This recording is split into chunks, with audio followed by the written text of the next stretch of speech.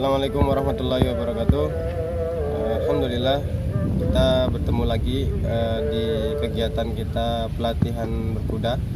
Ini adalah pelatihan yang ketiga dengan saya Abdurrahman Salim dari Lampung dengan nomor absen 001.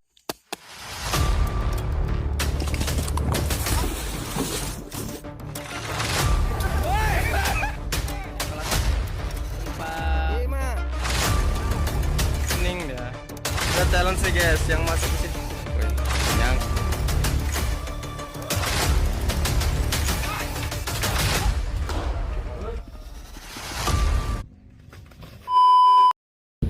baik, seperti biasa sebelum kita memulai kegiatan kita berkuda, kita akan berdoa terlebih dahulu, kemudian kita lanjutkan dengan pemanasan kurang lebih sampai 5 menit.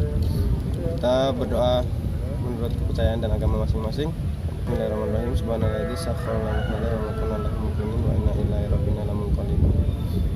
Kemudian kita teruskan dengan pemanasan atau peragangan selama kurang lebih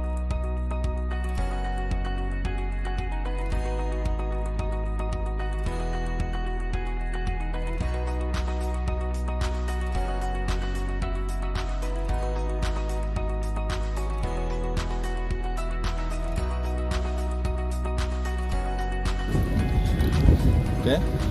Setelah kita melakukan doa kemudian pemanasan, maka kita melanjutkan materi yang sudah kita dapatkan kemarin.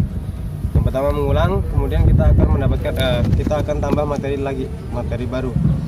Seperti yang kita telah sampaikan di waktu lalu, hal pertama yang harus diperhatikan adalah kelengkapan rider, ya, yaitu paling utama helm, kemudian sepatu boot. Kemudian ada tambahan jika diperlukan yaitu sarung tangan atau ya sarung tangan kuda. Kemudian bagaimana posisi duduk kita di atas kuda? Posisi duduk kita di atas kuda yakni seperti kemarin yang saya sampaikan, sejajar seperti ini, ditumit pinggang dan bahu sejajar. Kemudian posisi tangan saat riding atau di atas kuda seperti memegang gelas berisi air, pandang ke depan. Kemudian kita kontak kuda ketika kita sudah dirasa sudah cukup. Bagaimana jalan ke trot, kemudian dari trot ke canter.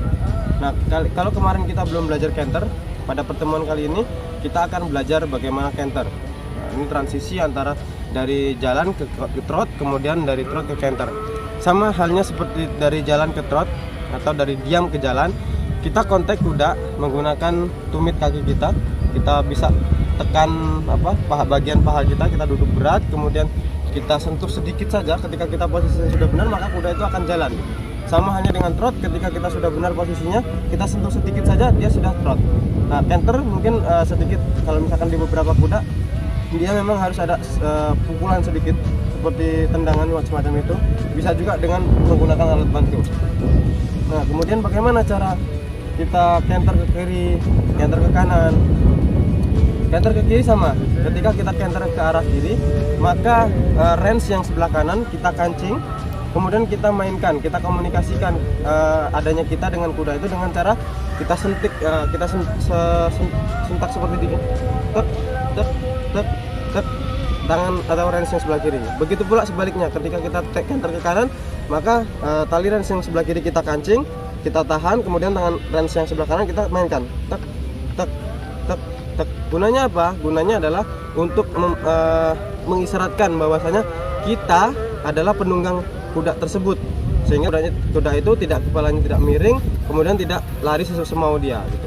Oke, kemudian bagaimana cara kita berpindah dari canter ke kiri, canter ke kanan, yaitu dengan membentuk angka 8. Jadi dari lingkaran yang kita buat canter, kita transisi di angka 8. Nah, disinilah ketika di angka 8 ini kita juga berubah, mungkin dari kaki kiri ke kaki kanan atau kaki kanan ke kaki kiri dan lain sebagainya. Kemudian cara berkomunikasi dengan kuda yaitu kita senantiasa kasih hentakan kaki atau jepitan kaki, kemudian kita mainkan tangan kita tadi seperti itu. Jadi di situ ada komunikasi. Walaupun komunikasi dengan kuda itu sebenarnya dari hati ya. Ketika penunggang sudah klop dengan kudanya, maka dia akan seirama seperti itu. Oke, kita langsung praktek aja. Oke, para pelatih dan teman-teman semua, kita sudah di atas kuda. seperti yang saya sampaikan kemarin, posisi tangan dan posisi duduk seperti ini. Jepitan kaki ya, jepitan kaki tumit ke bawah, udah ke bawah belum? Ya. Nah, jepitan kaki seperti ini, tumit ke bawah. Kemudian tangan posisinya seperti ini. Nah, seperti ini. Nah, komunikasi dengan guru seperti apa? Nah, ketika kita counter ke kiri, maka range yang kanan kita tahan, yang kiri kita mainkan seperti ini.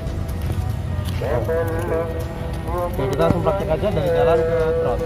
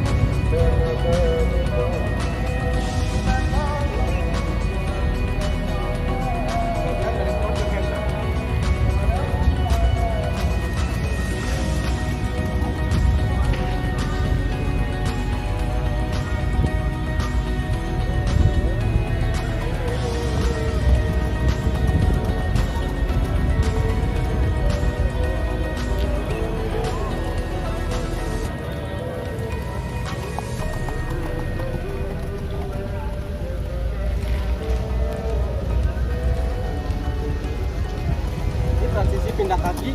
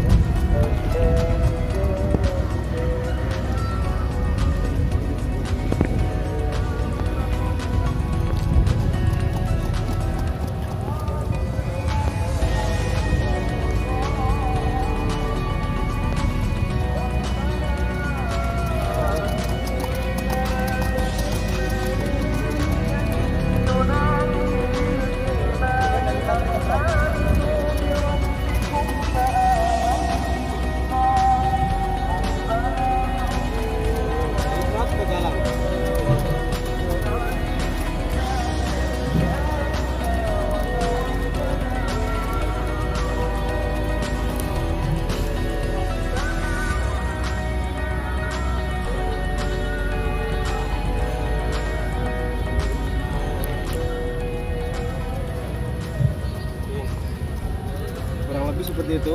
Jadi untuk transisi antara walk ke trot itu kita dengan kontekan kaki atau bisa dengan alat bantu, atau di beberapa stable dia menggunakan kontak suara. Kemudian dari canter ke trot juga dari trot ke canter juga sama. Nah, ketika sudah trot sudah canter ke trot kemudian ke walk, maka kita cukup memberatkan badan.